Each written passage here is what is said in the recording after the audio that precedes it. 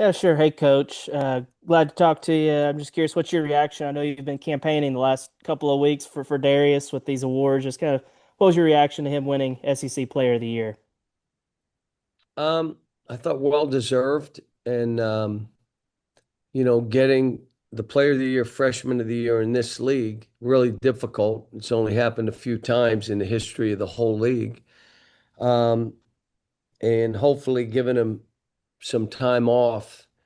Um, because I thought he did pretty good against Texas. When I watched it, I thought his tempo was pretty good, but he still got to step on the gas some, and hopefully, that ankle's feeling a little bit better.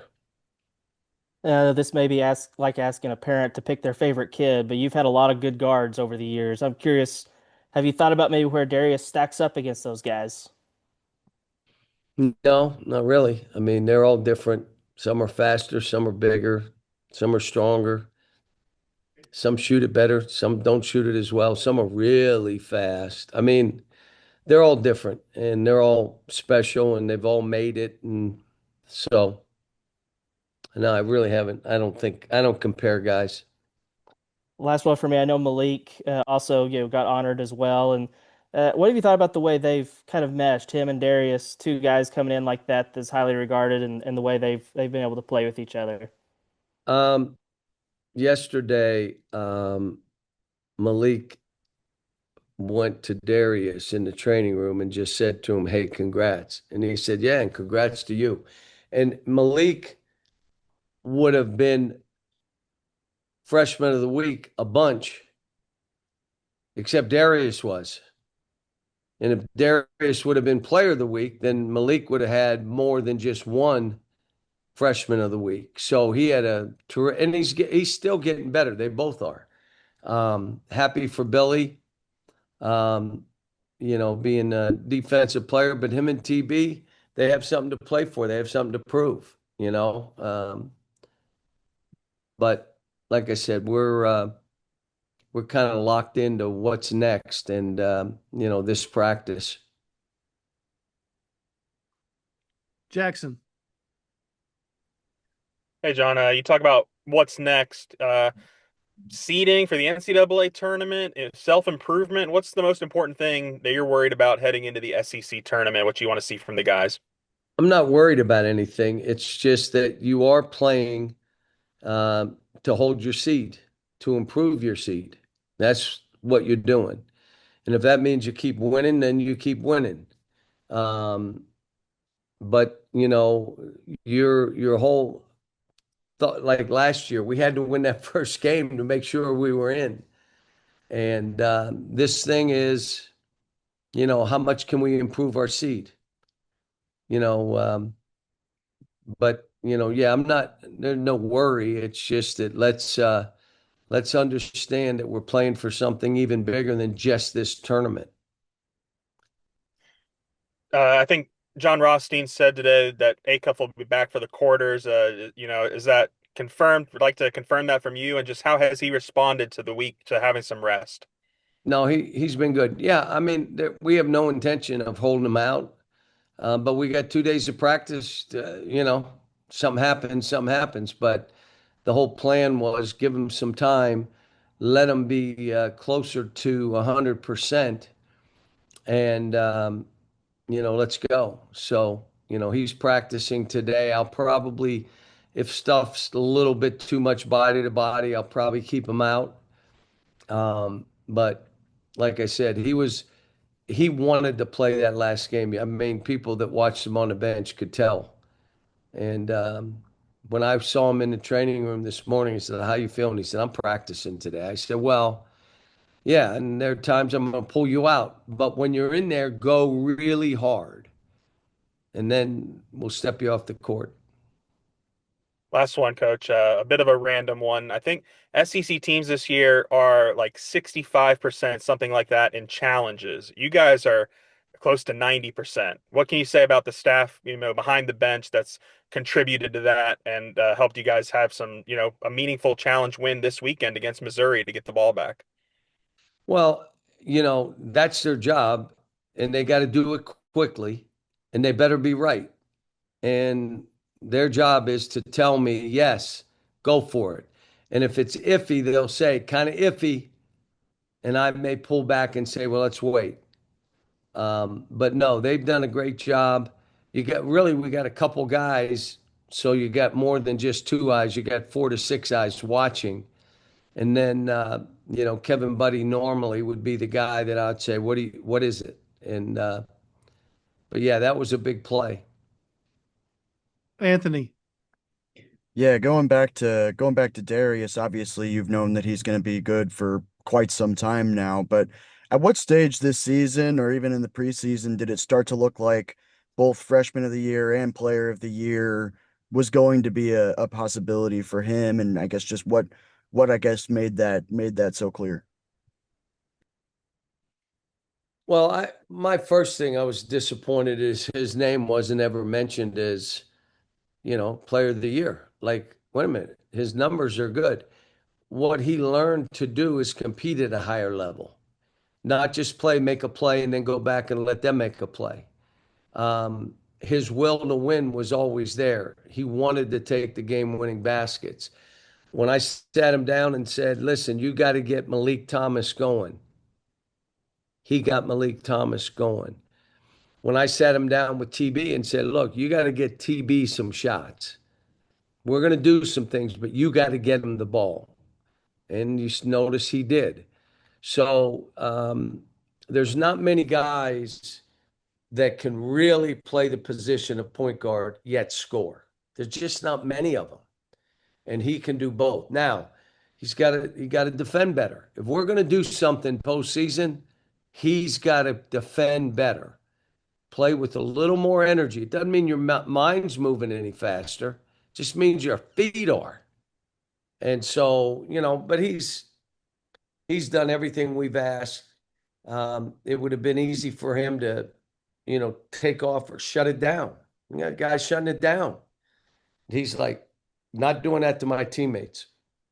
And I'll say it again. You guys all know that we're here before the last Missouri game, not the one we just played. I told him, I think you need to sit out this game.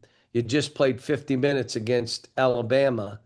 And he stopped me. He said, Coach, I'm not sitting out. We just lost. We got to win that game. That was him. This last one, he did. I let him, I heard him, but he had no chance to overrule me on that one. And, our team came together. I told him, our team played with unbelievable energy. I said, why do you think that was? He says, I don't know. I said, maybe because you weren't in there. So, I'm still coaching him, telling him I'm not satisfied. You got more in the tank. Got a couple other guys that did individual work with them. Same idea. I'm not giving up on you.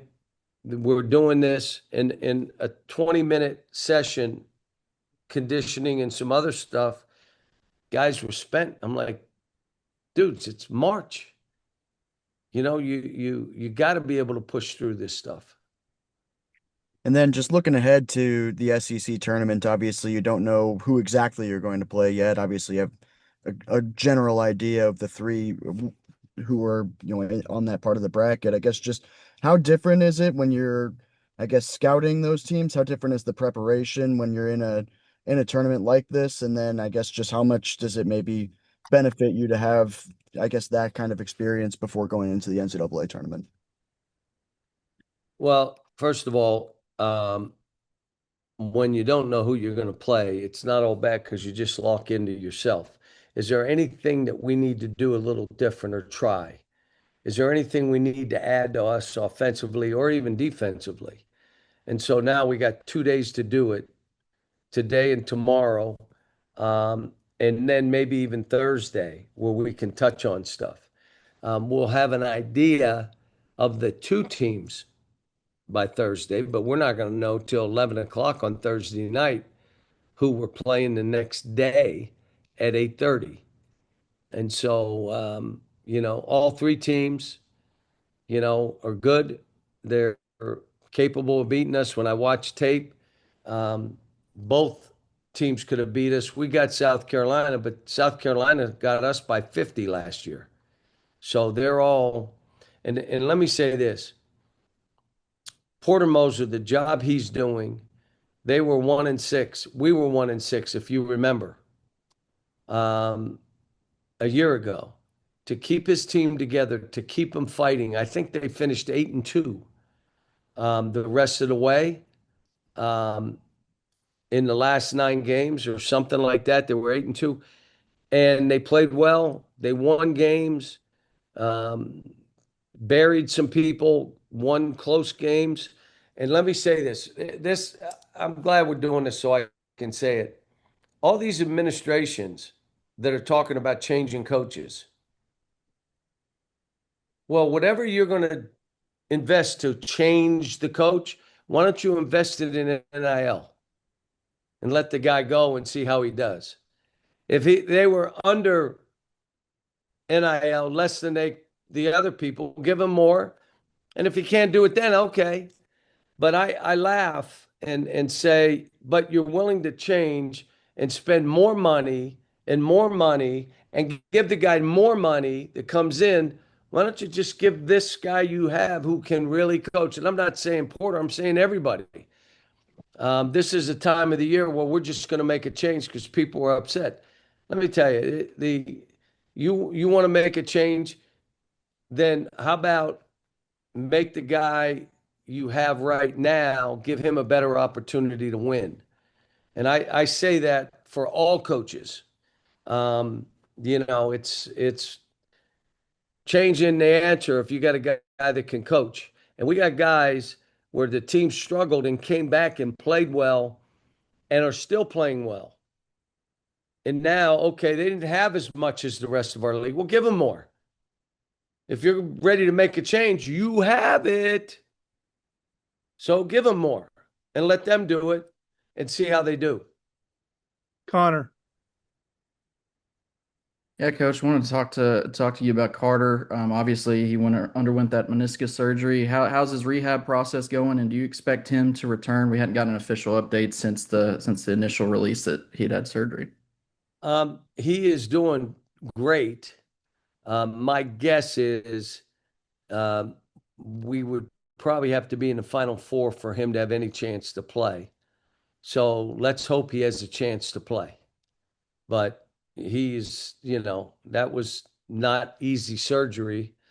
But he's working. He's in there every day. I look in, he's in the practices. He's just not, he's not ready to do anything right now. And then the last two games for Trevor in Brazil, they've been pretty emotional. Obviously, his final game in Fayetteville, and then he plays Missouri, the team that he started his career with. Just two of his better performances on the season, too. Just with him being so important to what this team can be, how do you kind of harness that moving forward in the postseason from him? He just has to be more consistent. His mindset coming in, his preparation, so that he can just play. You're not thinking. You're not trying to take drills off. You're not trying to do what's easiest. You're in there getting treatment like crazy. So you're not ever saying it's a knee, it's an ankle, it's this, it's that. Just got to be more consistent. Um, he's had a terrific year. He really has. And now for us, he's going to have the kind of games that he had the last couple in the range. He doesn't have to be way above them and just be in the range. Part of it's offensive rebounding. That takes no skill. Yeah, we need a 3 or 2 from you. But all the other stuff he does, blocking shots, rebounding, flying, dunking balls in the offense, making free throws, things that don't take a whole lot of skill. I call them the easy things. Do those things really hard. And, if he does that, we're pretty good.